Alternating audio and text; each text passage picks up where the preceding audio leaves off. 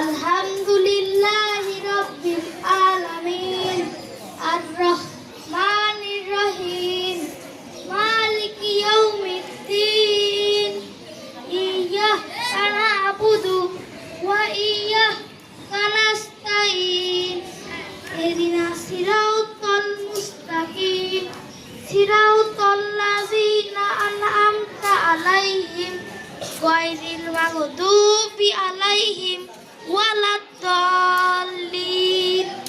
আমিন। দয়াময় পরম দয়ালু আল্লাহর নামে সকল পবিত্রায় নমঃ